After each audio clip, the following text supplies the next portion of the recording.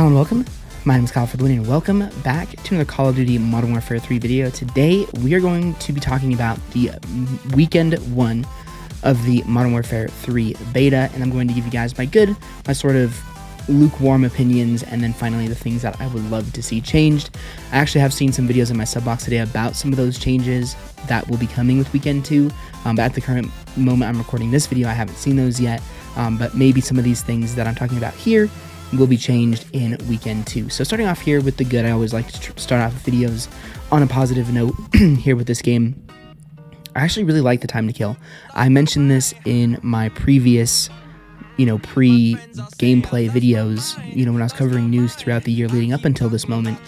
I have always been a really big fan of fast time to kill within Call of Duty. I think it promotes good weapon skill over getting lucky, and that is something that I'm a huge fan of. Of course, as you guys know, Black Ops 4 is one of my favorite Call of Duty games of all time, and that game also had 150 health for weapon gunfights, and it's a huge thing. I really enjoy that part of the game. I was watching a video yesterday and people compared it to the Black Ops 1, Black Ops 2 time to kill, which of course I'm a huge fan of, because again, I prefer gunfights over getting melted.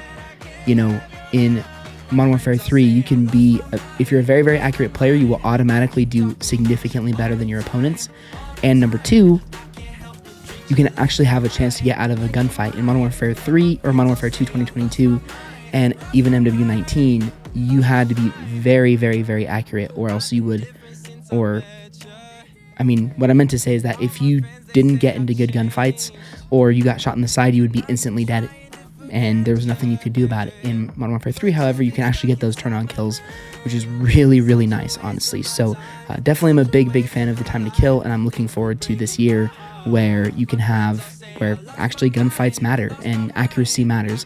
Another thing about the time to kill that I thought was interesting in the reveal was that the game has different amounts of damage per part of the body. So if you shoot somebody in the arms, if you shoot somebody in the legs, it's going to do less damage than if you were to shoot them in the chest or the head, which is, of course, makes a lot of sense. But I think the emphasis this year is a lot higher on this fact, because I remember even in yesterday's video, I got frustrated at one moment because I got killed, and it was like, why did my gun take five hits to kill and this guy's weapon took 4? And thinking about it a little bit, it was because he shot me in probably the head. He got one bullet to the head or one bullet to the chest that I didn't get, and that's why I lost the gunfight. But anyways, big fan of the time to kill.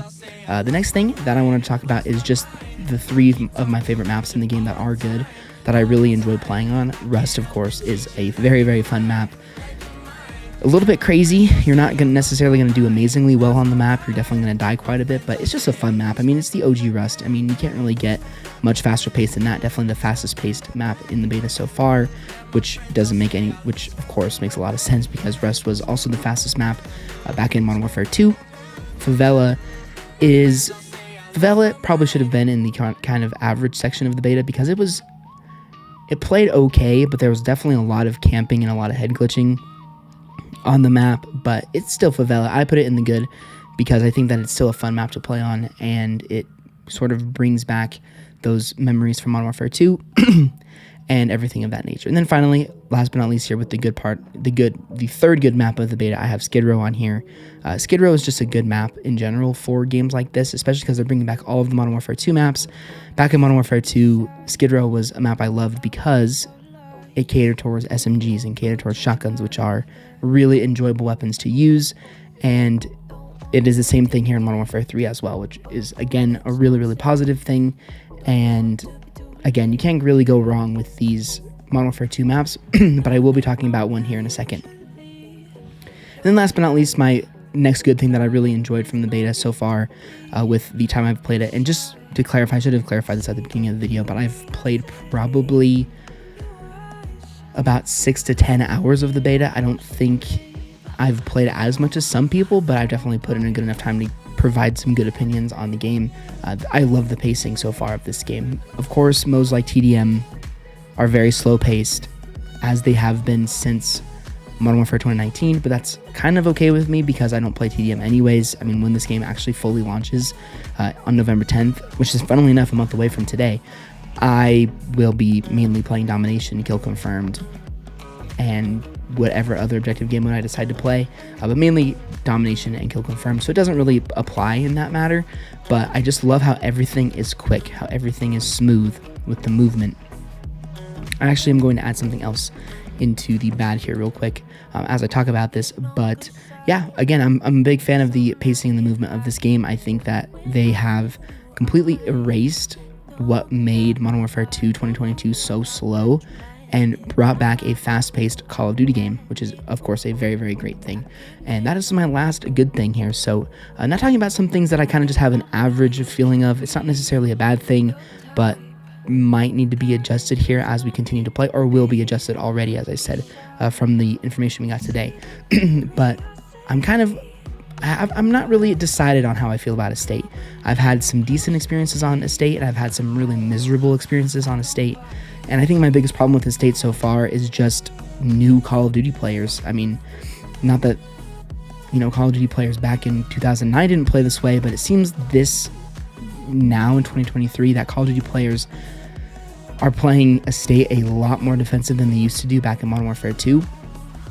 I mean, I had a couple of games where people just camped in the house the entire match. They didn't play any domination objectives. They just camped there.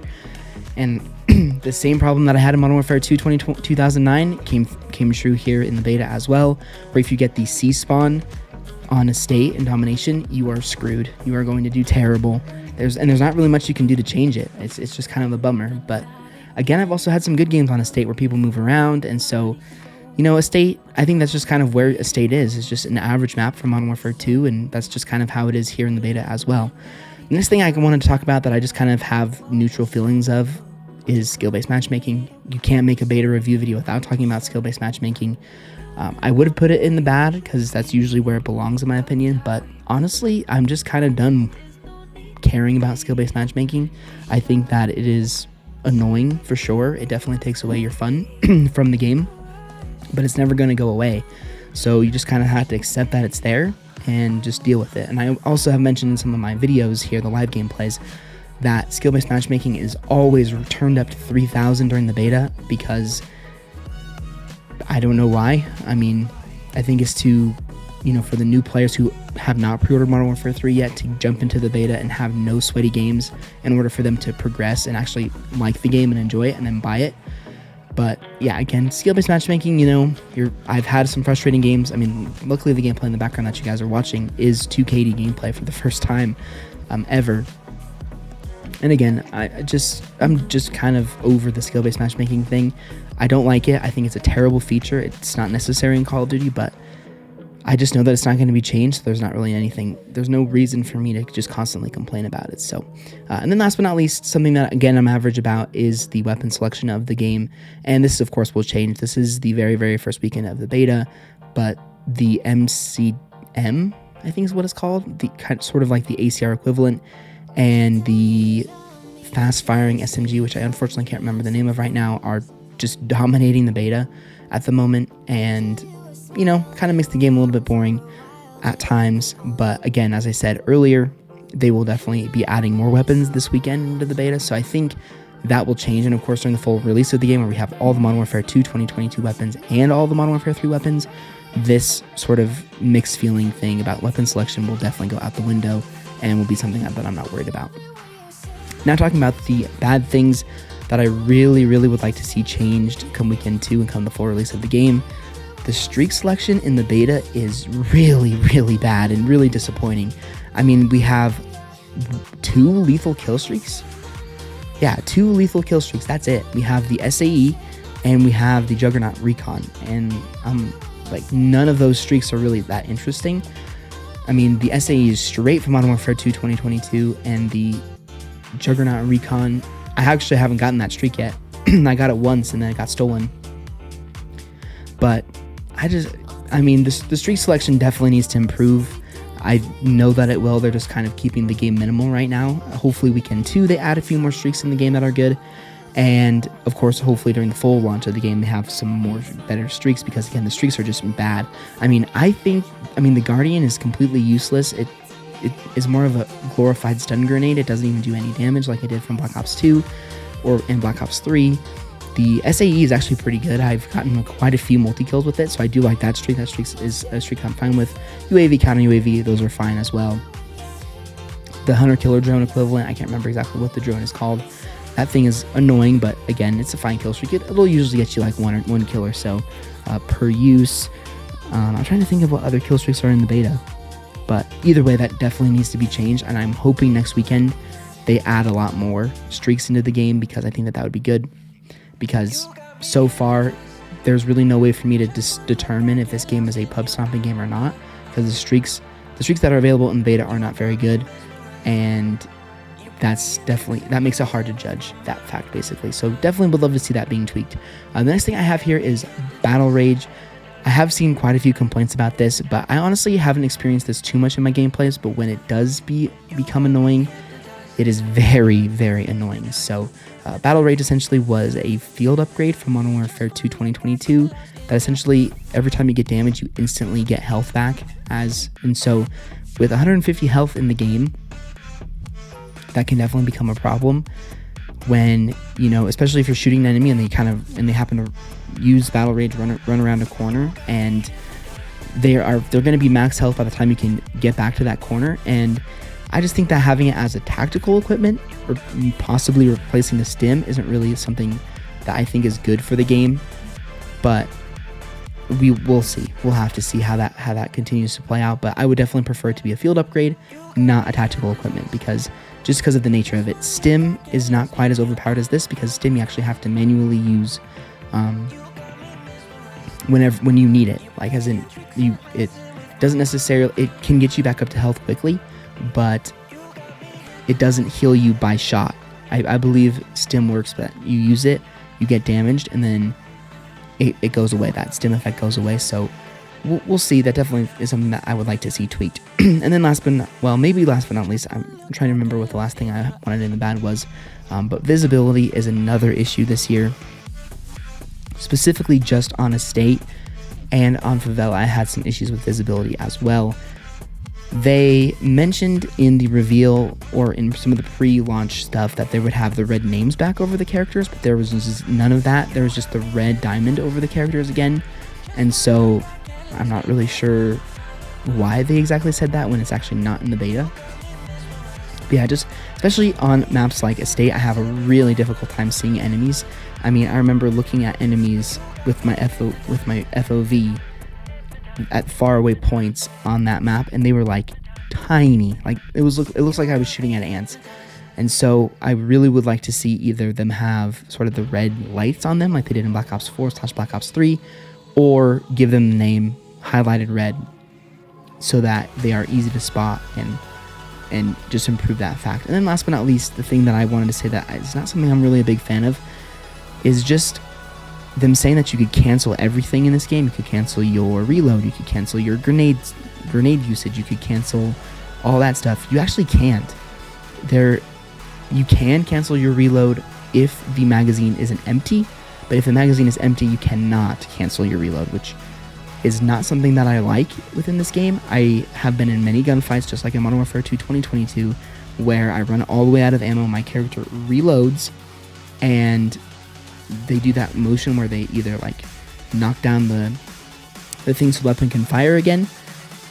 And if you cancel that animation, you have to wait until it does that animation again, and I don't like that feature. It's not a very good feature, which is why they removed it in this game, or at least they told us that they removed it here within this game. Grenade canceling does not exist. I remember trying to throw nades, trying to cancel them, and it didn't work. So will that be adjusted? I think it will be adjusted, but I don't know that for sure. So that reload canceling, the canceling grenade thing not working properly definitely needs to be adjusted as well. And I believe that is my last bad thing. If there is anything that I remember in editing, or anything that I remember after I finish recording this video, I will put it down in the comment section so that you guys can see some of my other thoughts. But overall, I mentioned this maybe in the video, maybe in the gameplay that you guys saw, maybe not, but I think I'm going to give this the weekend one of the beta a 6 out of 10, which sounds awful, I know, but one of the primary reasons for that rating is that it's just really hard to judge how good this game is with skill-based matchmaking being crazy, number one, and number two, me just not being used to the game yet. I'm enjoying the base features of the game, time to kill, movement, but there's just some things that I would like to see adjusted as the game goes on. Of course, I will be doing a review next weekend, doing kind of a final review about how I feel about the beta, and I'm sure that when we have access to more streaks, access to more weapons, access to more perks, my opinions will probably change drastically from this weekend to next weekend. But overall, I'm not hating it. I definitely like it a lot more than Modern Warfare 2 2022, and I honestly can see myself playing this game for the majority of the year unless the game that we're playing today is not the game that we play on November 10th. But anyway, guys, that is going to do it for this video. I apologize if it was a little bit long.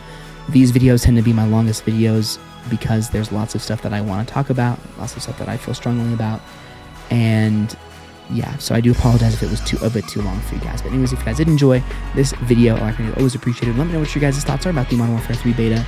Linked down below in the comment section. Definitely would be interested in seeing how you guys are feeling about this beta. And I will see you guys all on another Call of Duty video very, very soon.